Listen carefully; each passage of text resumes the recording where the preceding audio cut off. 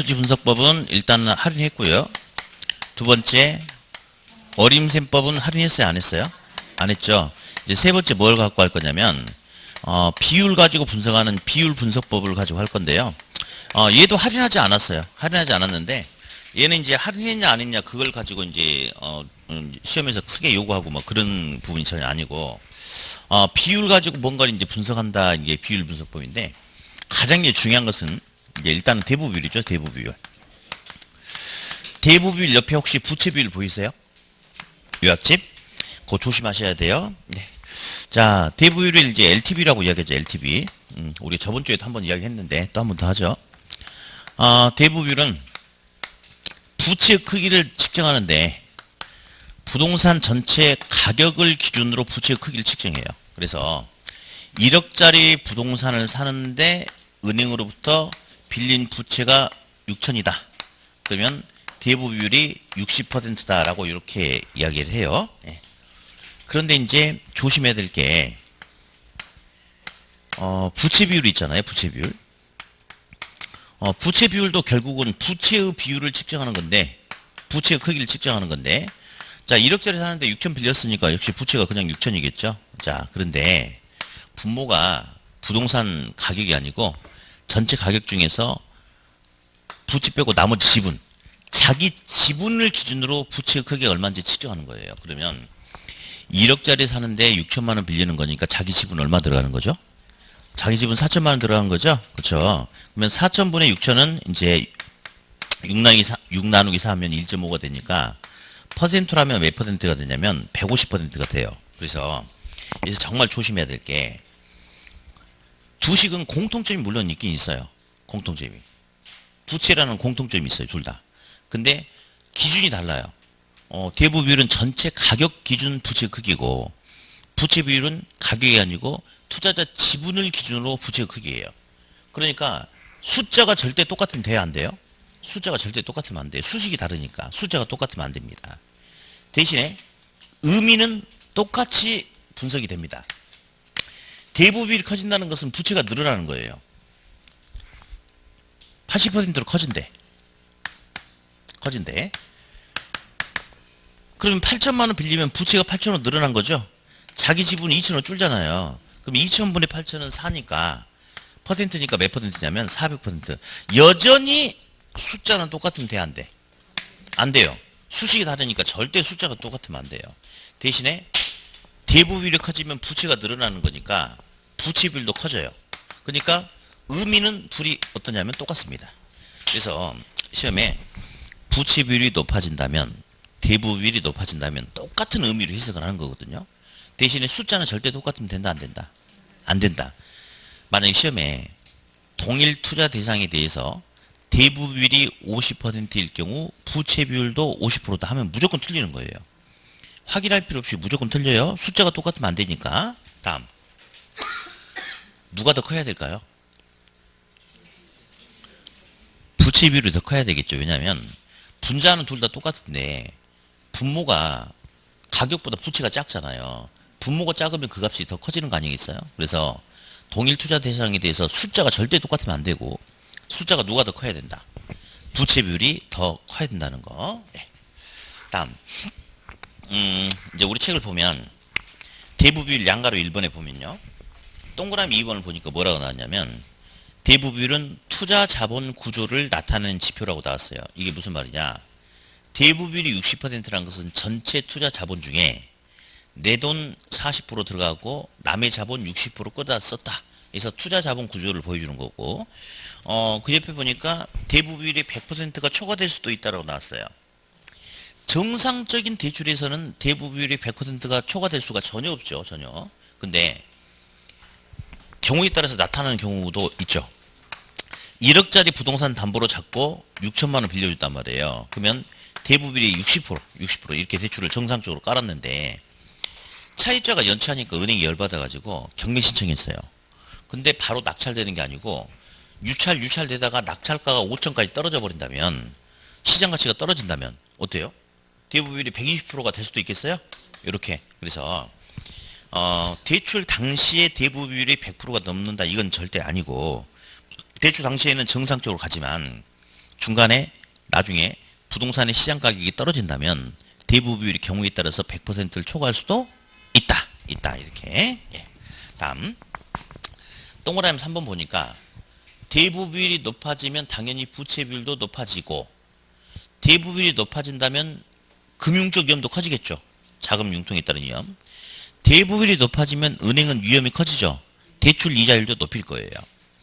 대부 비율이 높아지면 더 많은 돈을 빌릴 수 있으니까 주택 수요는 증가할까요? 감소할까요? 증가하겠죠. 그래서 그 동그라미 3번을 해석할 때 대부 비율이 독립변수가 돼야 돼요. 그래서 대부 비율 때문에 이렇게 되고 대부 비율이 이렇게 된 게 이렇게 되고 이렇게 해석을 해주셔야 돼요. 다음에 이제 부채 감당률도 지금 계속 열심히 시험에 나오고 있는데 써볼까요? 부채 감당률. 이제 부순이라고 얘기해요. 부순. 부순. 자, 부채 감당률은요. 부채가 있으면 소득으로 벌어서 부채에 대한 원리금을 갚아 나갈 수 있는 능력의 비율을 보여준다 해서 부채 감당률이다라고 그렇게 이야기를 해요. 그래서 운영을 통한 순영업소득으로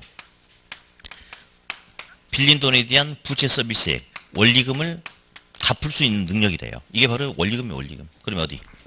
1번. 은행이 갚아야 될 원리금이 10억인데 순영업소득이 5억이다. 10억분의 5억은 0.5배를 말해요. 분수는 배수거든요. 분수는. 그러면 이 말이 무슨 말이냐면 소득이 갚아 나가야 될 원리금의 절반밖에 벌지 못한다. 소득을. 그 말이야.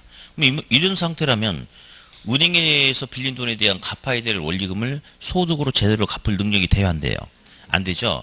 그러면 은행이 대출해 줄까요? 안 해줄까요? 안 해주겠죠? 자, 그러면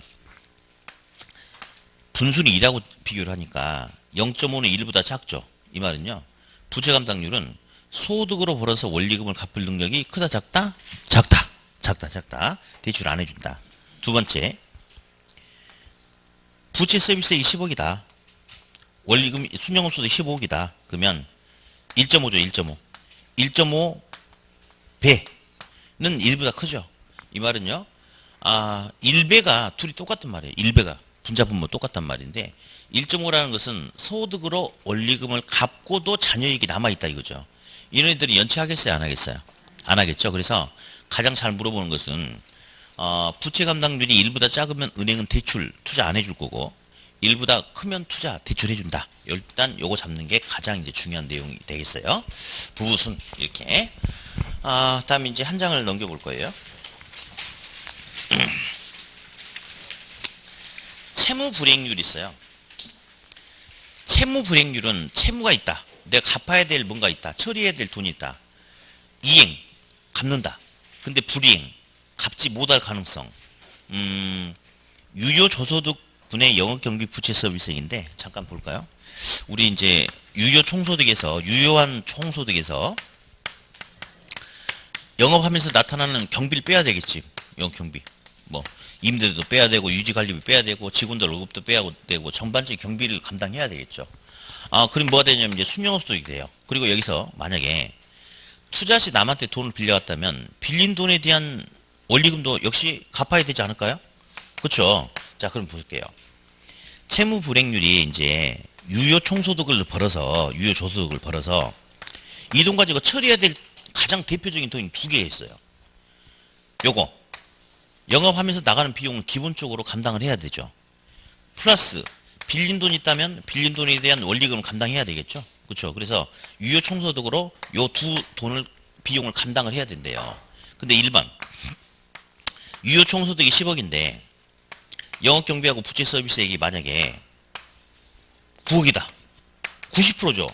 어머 이거 턱밑까지 올라왔어 지금. 응? 턱밑까지. 조금만 이제 이 상태는 굉장히 위험한 상태 아닌가요? 그렇죠. 왜냐하면 소득에 비해서 내가 지출해서 감당해야 되는 돈이 너무 비율이 크잖아요. 그러면 나중에 이 비율이 높아버리면 이 돈을 제대로 감당하지 못할 가능성이 크다. 이거 안 좋은 거고요. 다음 두 번째. 유효 총소득이 10억인데 영업경비 부채 서비스액이 한 5억밖에 안 돼. 그러면 아직도 많이 남아있죠. 그렇죠. 요 말이거든. 그러니까 채무 불이익률은 큰 게 좋아요? 작은 게 좋아요? 작은 게 좋겠죠? 네. 다음 옆에 보니까 영업경비 비율이 나와요. 영업경비 비율. 영업경비 비율은 이제 특별한 요구사항이 없으면 저소득은 유효 저소득을 말해요. 예. 자, 영업경비는 어떤 돈에서 갚아 나가는 거죠? 유효 저소득에서 영업경비 갚는 거죠. 그래서 유효 저소득에서 영업경비가 차지한 비율을 보여주는 게 그냥 영업경비 비율이다. 그 정도만 좀 보시면 되겠어요. 자, 그리고 그리고 이제 여기서 이제 문제풀이를 좀 해야 되는데, 우리 요약집 저 뒤쪽 좀 가볼게요. 어디 가보냐면, 157페이지. 잠깐만요. 160페이지 볼게요.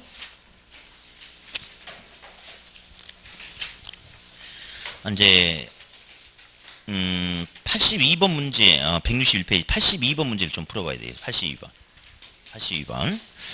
자, 이제 이 문제를 좀 풀어볼 텐데, 일단은 문제를 보니까 총 투자액이 10억 원이에요. 10억. 총 투자액 10억. 그 다음에 지분 투자액이 6억이고, 세전 현금 수지 6천만 원, 유효 총소득 승수가 5.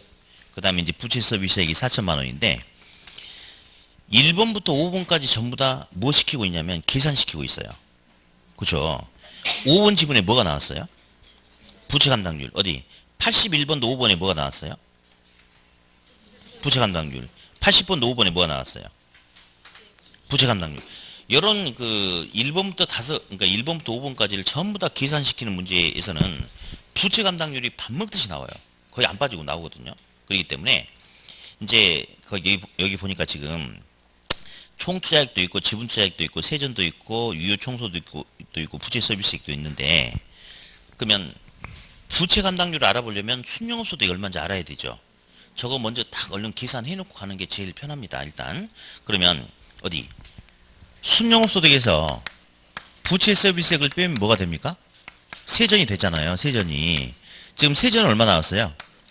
6천만 원 나왔죠. 6천만 원. 근데 부채 서비스액 얼마 나왔습니까? 4천만 원. 그럼 순영업소득이 얼마가 돼야 되겠어? 1억이 돼야 되겠죠? 자, 그럼 이제 이런 문제는 이제 시간을 뺏어 먹기 위한 문제예요. 그러니까 답을 뒤쪽에서 주거든요. 그럼 이제 5번부터 한번 가볼게요. 자, 부채 감당률이 2.5다. 한번 가보면 어디? 부채 감당률은 순영업소득 1억 2. 갚아야 될 원리금 부채 서비스액 4천만 원에 몇 배가 돼야 되느냐를 물어보는 거죠. 몇 배? 2.5배죠. 그렇죠? 그러니까 일단 5번은 맞네요. 맞죠? 네. 다음 이제 그냥 오늘 그냥 한번 해보는 거예요. 어디 81번 보면요. 3번 지문에 혹시 자본의 수익안 보이세요? 81번에 3번. 자본의 수익안 밑줄 그어놓고 아까 뭐라고 했는데 걔 순소득 승수 한번 써봐요. 저기 81번에 3번 지문 밑에다가 자본의 수익안 밑에다가 순소득 승수 써봐요. 오늘 그냥 요령만 좀 보려고. 아까 우리 순소득 승수 역수가 종합자본 환원율이라고 그랬어요. 둘은 역수거든요. 그럼 있잖아요. 이 두 놈도 5개 다 계산시키는 문제에서 동시에 둘 다 같이 뜨는 경향이 많아요. 하나라도 나오든지. 일단은 1번 종합환원율 나왔죠. 3번 자본의 수익안 순소득 나왔죠. 둘은 무슨 관계죠? 역수관계죠. 그럼 딱 보면 이제 오늘은 그냥 한번 연습만 해보는 거고, 나중에는 시험장에서 이게 눈에 확 들어와야 돼. 딱 역수관계 됐죠? 역수관계 됐어 안 됐어 보니까? 됐죠? 한쪽이 10이면 다른 쪽은 10분의 1, 0.1, 10%가 돼야 돼요. 자, 둘이 역수관계 됐으면 확인하면 돼야 안 돼? 자, 잠깐만. 틀린 거 하나 고르라고 그랬잖아요. 근데 이제 1번과 3번이 역수관계가 되는 거예요. 그럼 역수관계가 됐다는 것은 맞으면 둘 다 맞는 거고, 틀리면 둘 다 틀리는 거란 말이에요. 근데 여기서는 틀린 거 고르라고 했으니까 답이 하나만 나와야 되기 때문에 요 두 놈 역수관계 된다는 것은 둘 다 맞는 거예요. 그냥 맞는 거예요. 확인하지 않고. 이제 이런 요령을 나중에 써먹어야 된단 말이에요. 맞는 거예요. 근데 82번 보니까 동그라미 2번 지문 밑줄 순소득 승수 밑줄. 동그라미 2번 지문. 4번 지문 종합 자본 환원율 밑줄. 둘이 역수관계 돼야 돼. 근데 한쪽은 10인데 그러면 다른 쪽은 10분의 1, 0.1, 10%가 돼야 되는데 한쪽은 10%가 안 됐죠. 그러면 둘 중에 하나에서 오답이 나오는 거예요. 근데 이런 문제는 시간을 뺏어먹기 위한 문제이기 때문에 답을 뒤쪽으로 주거든요. 그러면 거의 이제 4번이 확실하게 답이 될 텐데, 일단 순소득 승수를 갈 거예요. 근데 하기 전에 아까 우리가 이쪽에서 어림셈법 막 비율분석법 하면서 뭐분의 뭐분의 뭐 다 해봤어. 근데 그 공식을 쓰려고 하지 말고 저소득하고 순영업소득은 총 투자액 가지고 분석하고 세전 세후 현금 수지는 지분 투자액 가지고 분석한다고 그랬죠. 그걸 갖다가 써먹을 줄 알아야 돼. 이제 한번 해볼 거예요. 그러면 한번 써볼게요. 지금 거기 보니까 총 투자액이 10억이죠. 10억. 지분 투자액 얼마예요? 지분 투자액 6억이죠. 그쵸? 조수는 총, 세전 세후는 지분. 자, 먼저 어디 해볼게요. 순소득 승수를 써볼 거예요. 순소득 승수. 이제 한번 용어를 이해하면서 답을 찾아볼 거예요. 자, 순소득 승수란 것은 순소득이라는 순영업소득이라는 돈이 고발승자, 숫자 몇 번이 곱해지면 더해지면 모아지면 총 투자액에 돼야 돼, 지분 투자액에 돼야 돼. 수는 총이죠. 총 투자액 10억이 되느냐를 이렇게 물어보는 거예요. 지금 순영소득 얼마였죠? 1억이죠. 그러면 순소승수라는 것은 1억 원이라는 순영업소득이 몇 번이 모아지면 10억이 되냐 그거 물어보는 거거든요. 몇 번이에요? 10번. 그러면 2번 질문 순소승수 10 맞아요? 맞아요. 맞아요. 그러면 무조건 몇 번이 틀렸어? 그냥 4번이 틀렸어요. 4번은 역수니까 분모가 총투자액이고 분자가 순영업소득이에요. 총투자액 10억인데 1억 주고 사잖아요. 아까 제가 환원율은 수익률이다 라고 하라고 그랬죠? 10억분의 1억은 수익률이 몇 프로짜리죠? 10%인데 8%라고 잘못 나왔어요. 그러니까 일단 여기 틀린 거고, 근데 여기서는 지금 답을 찾자가 아니고 요걸 써먹은 훈련 한번 해보려고 하는 거예요. 지금은 다음 순한테 좀 더 풀어볼 거고. 다음 거기 1번 지문에 보니까 유효 조소득 얼마라고 나왔죠? 요거 학생들 되게 많이 틀렸는데 네모 박스 안에 이런 말 있어요. 유효 조소득 승수란 말 있어요. 이것도 자꾸 이렇게 공식을 떠올리고 암기하려고 하면 안 돼요. 왜냐하면 우리 어른들이라 옛날처럼 이렇게 학교 다닐 때처럼 그렇게 암기력도 뛰어나지도 않고 막 암기를 해가지고 암기가 되지도 않을 뿐더러 겨우겨우 암기한다고 해서 그게 바로바로 탁탁 떠오르냐 또 그게 안 된단 말이에요. 그러니까 자꾸 이런 방법을 써야 되는데, 자, 여기 볼게요. 읽어보세요. 시작. 유효 조소득 승수란 것은 유효 조소득이라는 돈이 몇 번 곱해지면 뭐가 돼야 돼? 총이 돼야 돼? 지분이 돼야 돼? 총 투자액 10억이 돼야 되냐? 이거 지금 물어보는 거거든요. 근데 아까 그 박스 안에 보니까 유효 조소득 승수가 얼마라고 그랬어요? 5라고 그랬죠. 그러면 유효 조소득이라는 돈이 5번이 모이면 10억이 된답니다. 그럼 유효 조소득이 얼마가 되겠어? 2억 하면 금방 끝나는 거예요. 이렇게.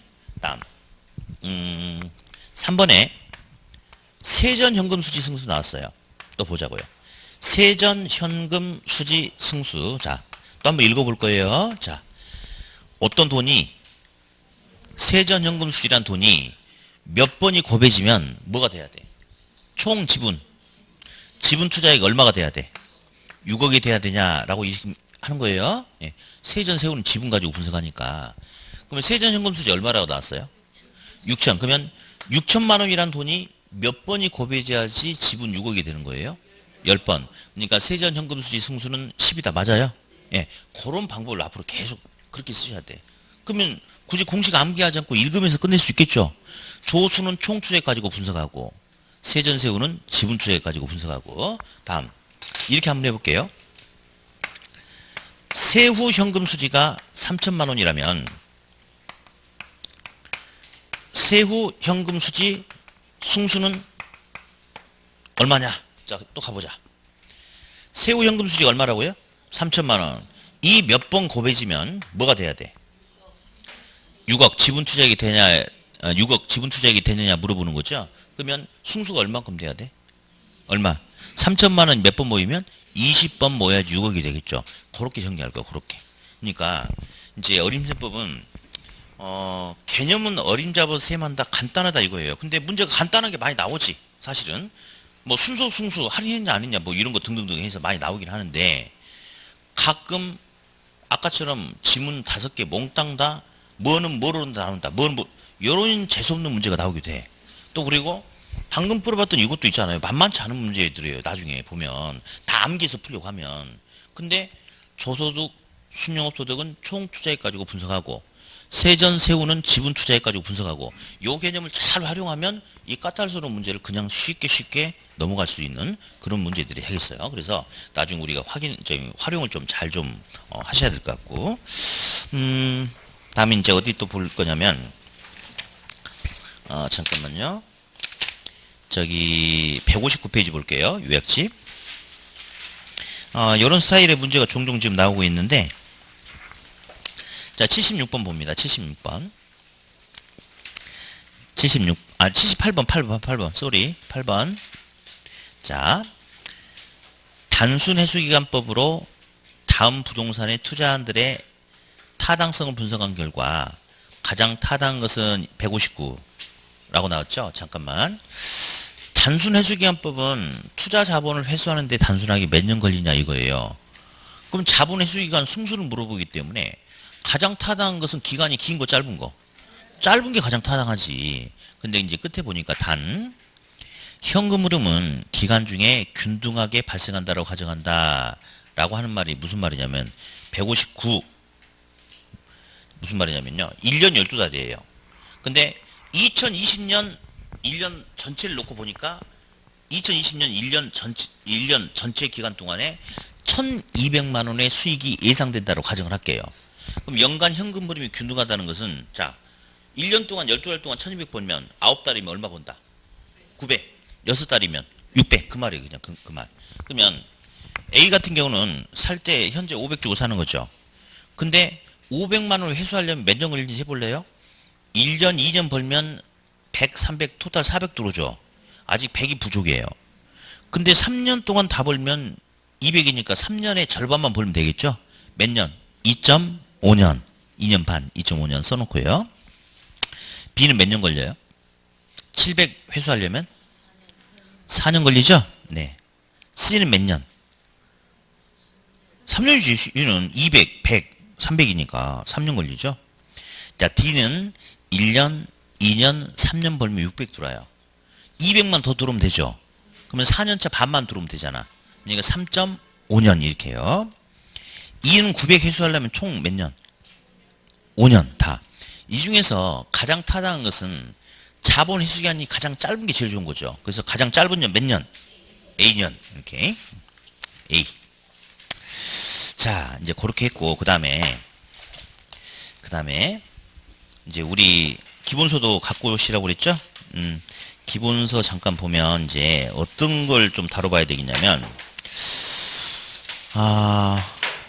268페이지를 좀 봐야 돼요. 268페이지.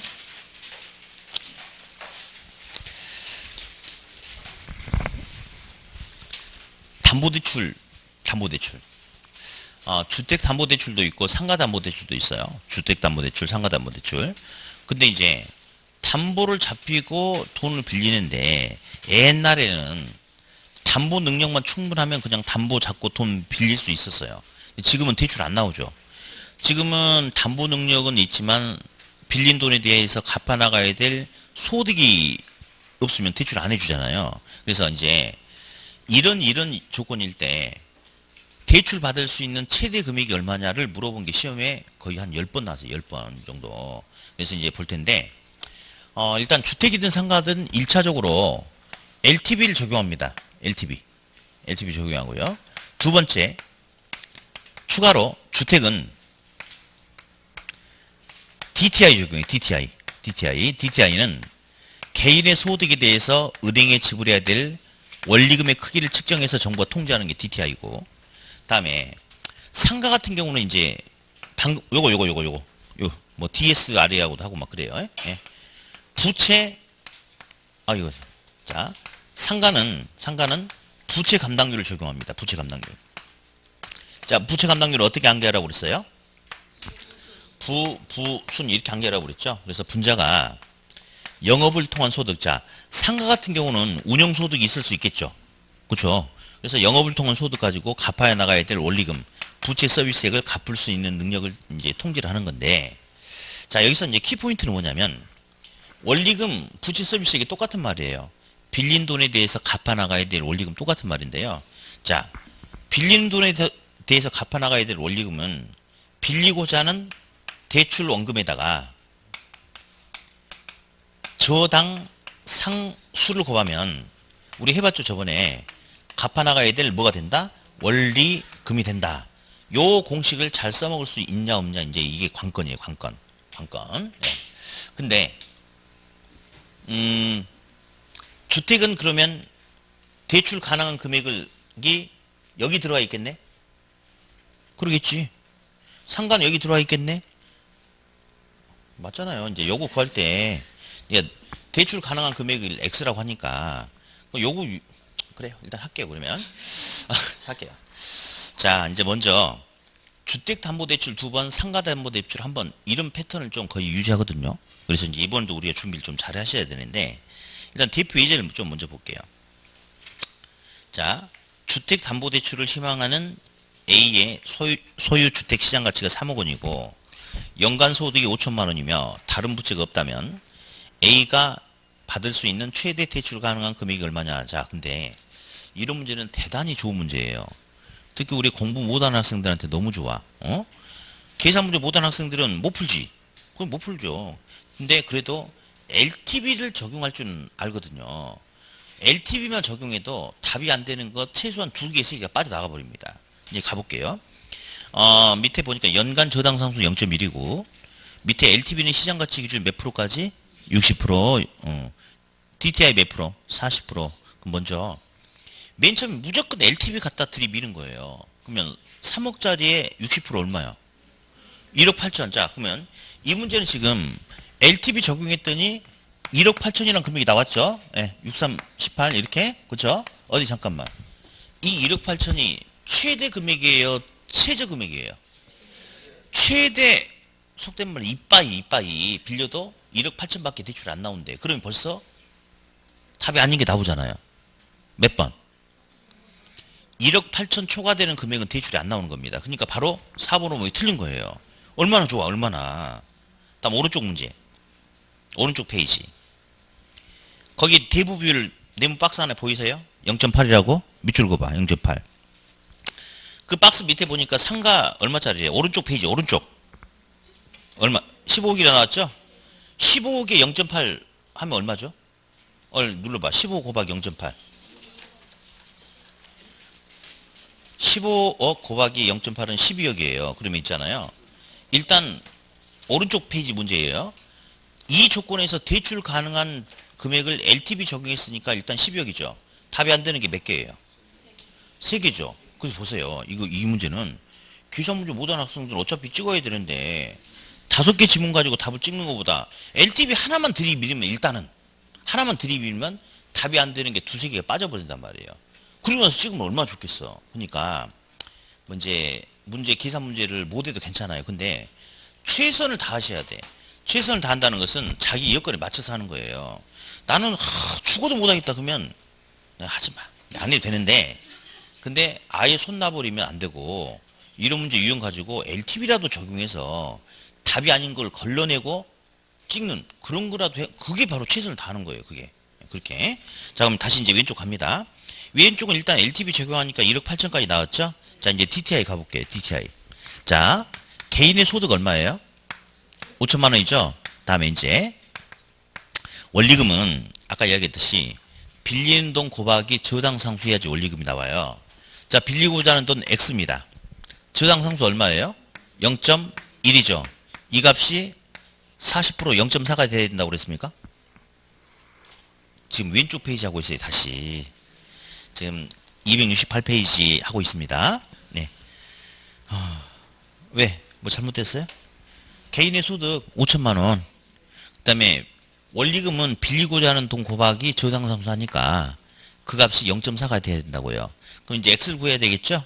분자를 구하려면 분모를 넘겨서 결과치하고 곱하면 돼요. 그러면 이걸 이쪽으로 넘기니까 둘이 곱하니까 다시 해보면 X 곱하기 0.1은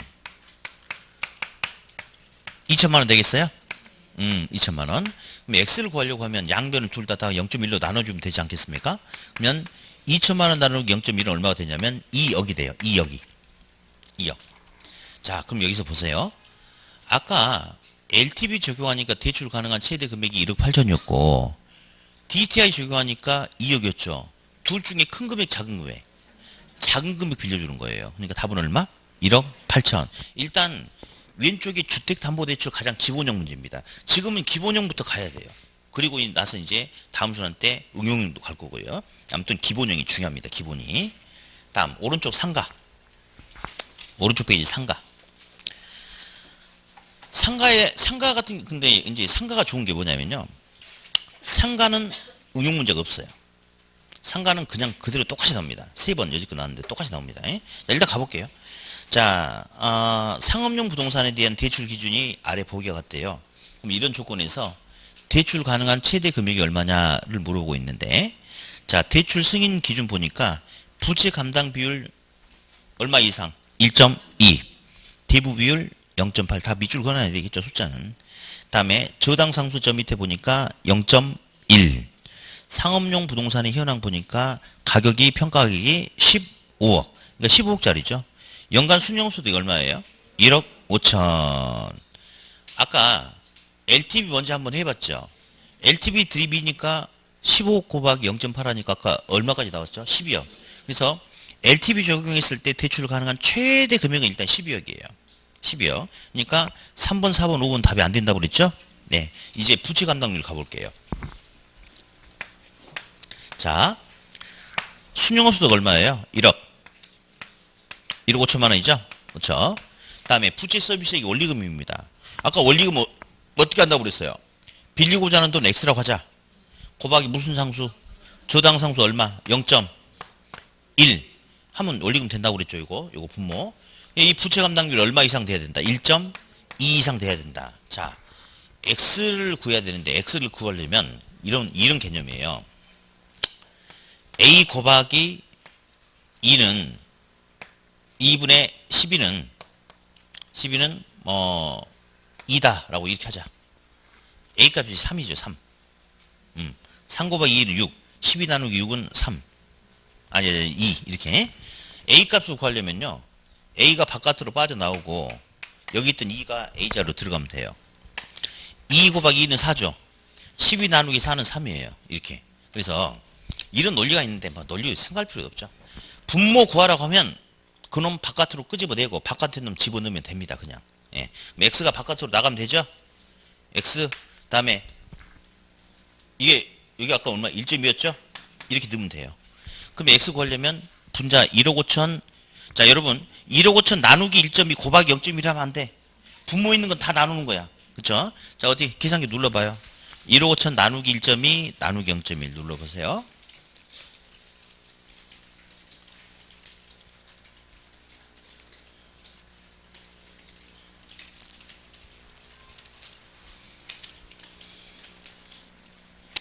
12억 5천이에요. 근데 이제 경우에 따라서 1억 5천이라고 잘못 나오는 학생도 있어요. 근데 눈치껏 봐야지. 밑에 지문이 다 10억대잖아요. 근데 계산기 뭐 1억 2,500 나와도 그냥 알아서 그냥 얼마라고 해야 되겠어요. 12억 5천이죠? 자, 볼게요. LTV 적용하니까 대출 가능한 금액이 얼마였어요? 12억.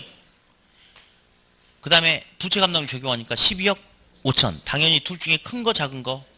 둘 중에 작은 금액 기준으로 빌려주는 겁니다. 예, 그렇게. 그래서 아무튼 이 둘을 이제 기본형이니까 오늘은 만만 봤어요. 만만. 예, 다음 순환 때는 응용형 문제도 같이 가볼 겁니다. 그래서 주택담보대출, 상가담보대출 다시 주택이든 상가든 맨 처음에는 먼저 어떤 지표를 가지고 들이민다. LTV.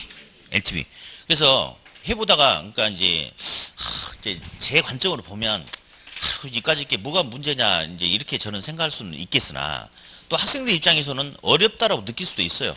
뭐 그럴 수 있겠지. 대신에 끝까지 답을 못 풀어도 좋으니 버려서는 안 된다 이거예요. 왜 봤잖아.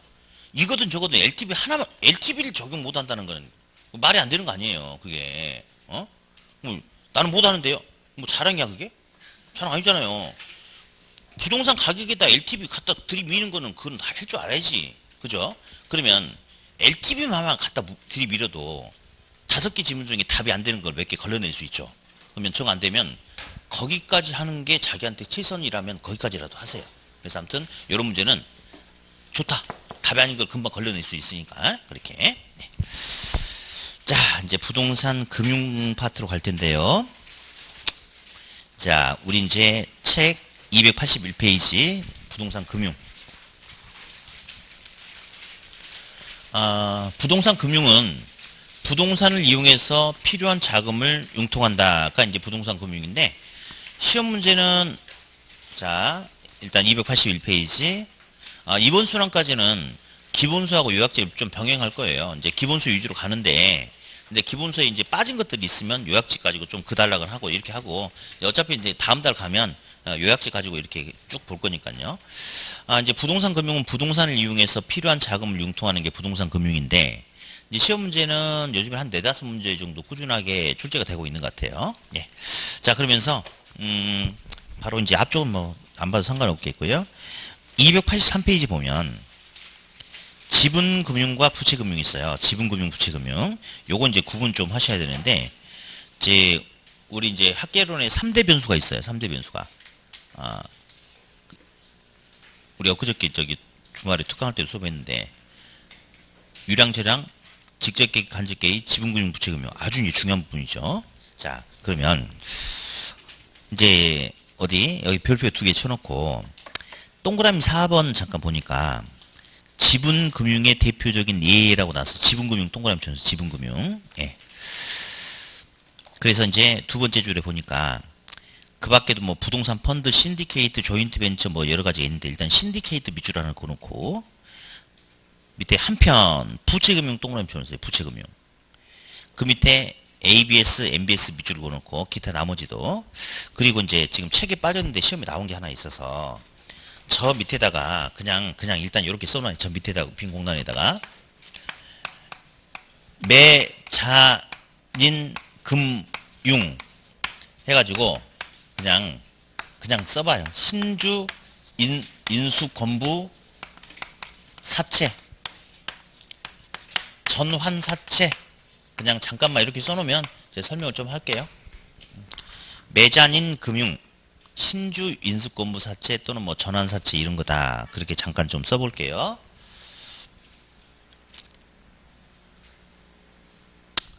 자, 이제 봅니다. 부동산 금융 방식이 있는데, 자, 부동산을 이용해서 개발에 필요한 자금 10억을 만들어내려고 한대요. 10억 원을. 예. 근데 크게 이제 부동산 금융은 두 가지가 있어요. 어떤 게 있냐면, 부동산을 담보로 잡히고 갚을게 빌려줘. 내가 꼭 갚을게 빌려줘라고 하는 방식이 있어요. 예. 그래서 빌려서 개발에 필요한 자금을 만들어낼 수 있네. 가장 대표적인 게 주택을 담보로 잡히고 이것 담보 잡고 돈 좀 빌려주세요 라고 하는 게 가장 대표적인 방법이죠. 그러면 빌려서 10억을 조달하면 이 돈은 내가 갚아야 될 나의 부채죠. 부채. 이런 경우는 갚기로 하고 부채를 이용해서 필요한 자금 융통했다 해서 이제 부채금융이다 라고 그렇게 이야기를 하고, 그 다음에 이번에는 자기 토지가 있는데 자기 토지 지분 3분의 1을 팔아서 10억 원을 받았대. 이 10억 원은 나의 지분을 팔아서 만든 돈이죠. 갚아야 돼요? 갚을 필요가 없어요. 갚을 필요가 없지. 내 지분을 판 거니까. 그래서 두 번째는 팔아서 10억을 만들 수 있다. 그래서 이런 경우는 나의 지분을 매각해서 자금을 융통했다 해서 이제 지분금융이다라고 이렇게 이야기를 하는데, 일단 이 부분이 훨씬 더 중요하고요. 요거 지분금융. 신디케이트라는 게 있었어요. 그 옆에 조인트 벤처도 있고요. 그냥 신디케이트 하나 정도 말하면 되는데, 개발에 필요한 자금이 100억이에요. 근데 은행에서 돈 빌려서 개발 사업하면 부채금융이다라고 이야기해요. 근데 투자자들한테 한 구자 1억짜리 한 구자가 1억인데 100명의 투자자로부터 100구자의 지분 투자를 받아서 개발 사업한다. 그게 바로 신디케이트예요. 근데 조인트 벤처는 똑같은 개발 사업에 100억 원의 자금이 필요한데 5명의 투자자로부터 20억씩 지분 출자를 받아가지고 개발 사업 하겠대. 이게 조인트 벤처예요. 둘 다 지분금융인데 차이는 있겠죠. 다수의 소액 투자자의 지분을 이용하는 것은 신디케이트. 예. 고액의 소수 투자자의 지분을 이용하는 것은 조인트 벤처. 그 차이만 있고 둘 다 지분금융, 부채금융, 지분금융이다. 일단 그렇게. 다음, 부동산 투자회사 리츠라든지 어디, 제가 회사를 가지고 있는데, 개발 사업에 필요한 10억을 만들기 위해서 회사 지분 60%가 내 거예요. 근데 내가 10억을 만들기 위해서 주식을 5%를 팔아가지고 10억을 손에 쥘 수 있죠. 그건 갚아야 돼, 안 갚아도 돼? 안 갚는 거지. 내 주식 판 거니까. 그쵸? 예. 아까도 저기 들어다 보니까 어떤 분들 막 핸드폰 가지고 뭐 주가 확인하고 그러던데. 예. 진짜 학교 갈 때, 시험 볼 때까지는 좀 참으세요, 참어. 예. 공부도 안 되는데 그것까지 하면 어떡해. 자, 그럼 이제 보세요. 그럼 내 지분을 팔아가지고 자금 조달하죠? 그건 지분금융이죠. 그런 개념이 리츠. 뭐 공모유연 증자 펀드, 부동산 펀드 그냥 참고로 보시면 되겠고요. 부채금융은 잘 보셔야 돼요. 부채금융 보니까요.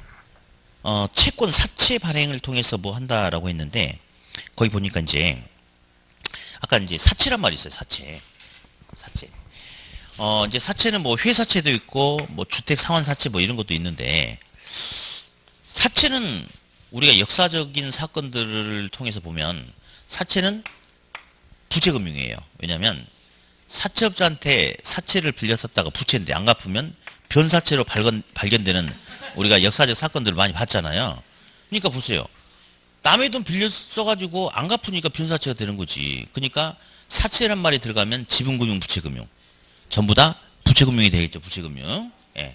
다음에 거기 또 보니까 이제 MBS, ABS가 나와요. 이제 뒤에서 할 건데 여기서는 용어만 좀 볼 거예요. 용어만. 부채증권이라는 용어가 있어요. 부채증권. 그러면 이제 용어만 잠깐 좀 체크하자고요. 증권이란 말이 나온다는 것은 뭔가 투자 수익을 얻기 위해서 만든 물건 아닌가요? 그렇죠. 투자 수익을 얻기 위해서 만들어낸 상품이에요. 근데 그 투자 수익이 뭐로부터 비롯되냐면 부채에 따른 원리금 수익을 얻기 위해서 만들어 놓은 게 바로 부채증권이에요. 부채증권. 자, 그런데 이제 그냥 자산채권이 있다. 자산채권에는 다양해요. 신용카드 할부채권, 공장담보대출, 상가담보대출, 회사채, 기업은 많아. 그 중에 주택 저당권도 이렇게 있어요. 그러면 이 부채에 채권이 있으면 이 부채에 대해서 채무자, 차입자는 사전에 약속했던 대로 채권자에게 원리금을 또박또박 갚아야 되지 않습니까? 맞잖아요. 그죠? 근데 여기서 주택만 별도로 끄집어내가지고 만든 상품을 MBS라고 그래요. 세부 내용은 좀 이따 다시 할 겁니다.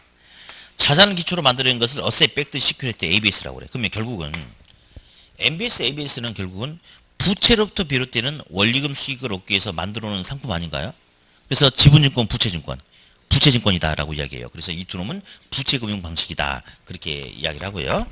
다음 이제 그 밑에 줄에 그 밖에 금융기관으로부터 대출, 그렇지. 저당 담보대출도 당연히 부채금융이지. 당연하죠. 그다음에 담보신탁도 부채금융이다. 여기서 이제 신탁금융이라고 통상 이야기하는데 신탁금융이 뭐냐면요. 신탁은 소유권 이전. 시작. 신탁은 소유권 이전. 우리 이제 다음 주에 하는데 신탁 나오면 무조건 소유권 이전이에요. 갑돌이가 자기 주택을 은행에 담보로 잡히고 돈을 빌리려고 했더니 은행에서 요즘에 하도 대출 연체가 많고 그래가지고 은행 본점에서 은행 지점별로 각각의 각달, 그러니까 이번 달 해가지고 대출 가능한 한도액을 배정을 해줬대. 그게 초과돼서 더 이상 대출이 안 나온대. 그러니까 갑돌이가 난감하네, 큰일 났네, 어떻게 돈 만들지 했더니 대출 직원이, 담당 직원이 갑돌이 귀에다가 쏙닥쏙닥 했어요. 그래서 갑돌이가 그렇구나 하고 자기 집문서 가지고 신탁회사로 간 겁니다. 그래서 신탁회사한테 자기 주택을 신탁을 한 거예요. 담보 대출 받을 목적으로. 그럼 일단은 소유권이 누구한테로 가죠? 신탁회사한테로 넘어갔죠. 그럼 신탁회사가 갑돌이한테 신탁에 따른 증서를 주는 거예요. 그럼 갑돌이가 그 신탁 증서를 가지고 은행한테 주고 돈 빌려줘 그러면 은행이 내 고객님하고 바로 빌려줍니다. 왜냐? 만약에 주택을 담보로 잡고 은행이 돈 빌려줬는데 차입자가 연체하면 직접 은행이 차입자하고 싸워야 돼. 그죠? 근데 신탁 증서를 담보로 잡고 돈을 빌려주면 차입자가 연체하면 은행은 신탁회사한테 지금 소유권 누구한테 있어요? 신탁회사한테 고자질만 하면 끝나요. 쟤 2번 밀렸어 하면 끝나는 거야 그냥. 그럼 신탁회사가 갑돌이한테 너 한 번만 더 빌리면 알지 하고 전화 끊어. 근데 또 밀렸네? 그러면 이제 갑돌이 동의 없이 바로 경매 신청해가지고 낙찰금 가지고 은행이 여지껏 못 받았던 돈 다 치르고 끝내버리는 거예요. 이거 어때요? 일반 주택담보대출에 비해서 신탁 증서를 이용한 신탁금융대출 방식 같은 경우는 은행에 연체가 나타났을 때 대출금 회수 절차가 훨씬 더 간단해지는 거죠. 그게 바로 신탁금융이에요. 그러니까 이제 결론은 뭐냐. 주택을 담보로 잡히고 돈 빌리든 신탁 증서를 담보로 잡히고 돈 빌리든 결국은 갚기로 하고 빌리는 방식 아니냐고요. 그러니까 지분금융이다, 부채금융이다. 부채금융이다. 구분 좀 잘 하시고요. 아까 매자닌 금융 했는데 이거는 이제 한 번 나왔어요. 한 번 그래도 들어야 되는데 아까 그 뭐 신주 인수권부 사채 그냥 한번 생각해 보면 사채는 부채인데 내가 부채에 돈 빌려줬는데 돈으로 받는 게 아니고 신주식으로 인수하겠다는 거 신주 인수권부 사채 그러니까 돈 빌려주고 받을 때는 뭐 주식으로 받나 뭐 이런 말 같아요. 전환 사채 부채인데 뭔가 딴 걸로 전환한다. 자 볼게요. 제 친구가 모바일 게임 개발한다고 지금 미쳐갖고 난리야. 근데 요즘 막 되게 기분 좋아하는 것 같아. 근데 갑자기 12시에 전화 와가지고 야 이제 거의 성공이다. 회사 하나 만들어야 되니까 저한테 빨리 1억 투자하래. 야 왜? 좀 빌려달래. 싫은데 했더니 너 그러면 후회할 거래. 이 돈 가지고 네가 빌려주면 내가 회사 만들고 딱 마무리 정리해서 세팅해서 이제 하면 엄청나게 이제 돈이 될 거래요. 그래서 네가 지금 1억을 빌려주면 내가 우리 회사 이사도 시켜주고 회사 지분 30% 주기로 한 거야. 근데 빌려줬대. 이게 바로 매자닌 금융이에요. 빌려줬죠. 돈으로. 그러니까 부채지 않습니까? 받을 때는 지분으로 받잖아. 이렇게. 그래서 부채금융과 지분금융의 중간적 성격을 띠고 있잖아요. 이걸 갖다 뭘 한다? 매자닌 금융이란다. 자, 뭘 한다? 매자닌 금융. 그 정도. 그래서 아무튼 여기서는 저렇게 구분하는 걸 좀 알아둘 필요가 있겠다라고 알아두시고요. 다음에 이제 285페이지 요건 이제 대단히 중요한데 요걸 먼저 해야 될 게 아니고 이자율에 대해서 먼저 이제 설명을 좀 하고 저기 들어가야 돼. 그래서 290페이지 잠깐 이렇게 펴놓으시고 휴식을 좀 했다가 이제 이어서 진행을 할게요. 네.